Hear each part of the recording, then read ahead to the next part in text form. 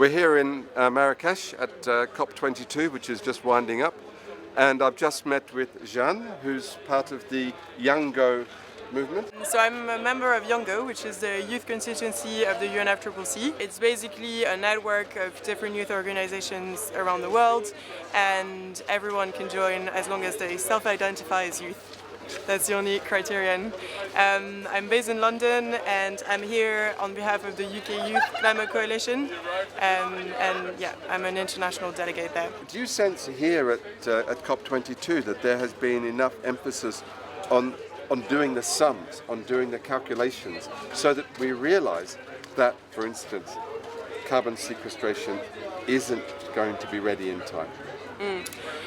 No, I don't think that there's been enough attention on that, and even forgetting about CCS or any negative emission technologies. Just for me, looking at the science, the logic is that we would need to take action now, and parties keep on delaying action and they keep on postponing sessions. So for example, they were supposed to talk about the adaptation fund, about compliance mechanisms for NDCs, implementation mechanisms for NDCs, agriculture issues, and everything has been postponed either to Bonn in 2017 or and that's the intersessional and COP23, or 2018 in the facilitative dialogue. So even forgetting about negative emissions technologies, I think that there isn't the sense of urgency that should be there to drive the negotiations forward, and that's a shame, and I think that's why we as youth are here to kind of re-inject the sense of urgency in the negotiations. At least that's what we try to do. Do you think policymakers are aware of the likelihood of failure of all of these negotiations if the technologies aren't going to be ready in time? Well, I believe that yes, some of them must know, because a quick look at the science makes it clear that we need to act now. Parties have committed last year to aim at maintaining global temperature rise to 1.5 degrees, and well, that's not possible, is it? 1.5 degrees, well, without technologies in place to achieve. So Carbon Brief showed that it was possible, that we would have a 66% chance of meeting that target if we took action now, because we only have 5 years left through peak emissions and then remain under 1.5 degrees. So and I think the agreement is that we're going to first temperatures are first going to rise above 1.5 degrees, but then by the middle of the century, it's going to decrease again to 1.5. Do you really think that's going to happen? I hope so. Do you really think it's going to happen? Given the political reality, I don't think it's going to happen, but I don't think that's a reason not to push for it and not to spend all of our energy lobbying for it and doing everything we can. Very interesting. Have you enjoyed your time here at COP22?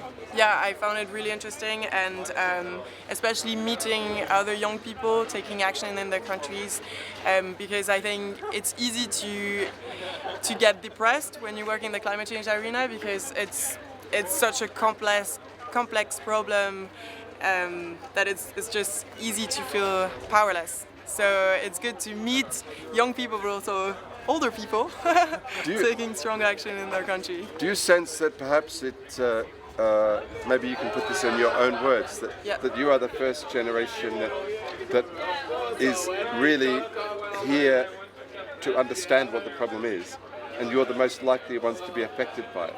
Do you know what I mean? Your generation is, I don't know whether you can maybe say something like that in your own words. But. So I'm definitely not the first generation to speak out against this issue. I mean, I think the science has been clear for the past 25 years. It might have been clear, but not many people have really been speaking about it. It's only been in the last, maybe last year at COP21 was the biggest statement, and before that, nothing much was being said. Yeah, and actually, I think that one of the reasons is that the fossil fuel industry is allowed a seat at the negotiation table, and so they have been bringing the ambition of these negotiations downwards, and they've been slowing down progress. And this has been an issue. I mean, last year we saw that Exxon was funding climate deniers, and it's definitely not the only oil and gas company that has done so in the past. I'm really glad that now climate change is becoming more mainstream, but I think there are still many people that need to be taught about the problem. So you are doing research at Imperial College related to carbon sequestration. Exactly. Now, one thing that I'm concerned about is that the timescale for getting carbon sequestration at a sufficiently large scale is going to be several decades, because it's slowly increasing in capacity, but maybe not fast enough. What do you think? Are we going to be able to do carbon sequestration at a meaningful scale very quickly? Actually, no, I don't believe that CCS is going to be commercially viable on time. I think that right now, from an investor's perspective, CCS is too costly a technology, and therefore I think we should stop relying on it to meet our mitigation targets. But isn't it implicit from the Paris Agreement that we're going to have lots of BECCS, bioenergy with carbon sequestration? And if the carbon sequestration isn't going to work, doesn't that mean that BECCS is not going to work? I mean, it might work, but I don't think it's going to be available on time, and it's very dangerous. As you say, a lot of countries are relying on this technology, but no one is willing to make the first move, and no one is willing to assume the costs of first generation projects.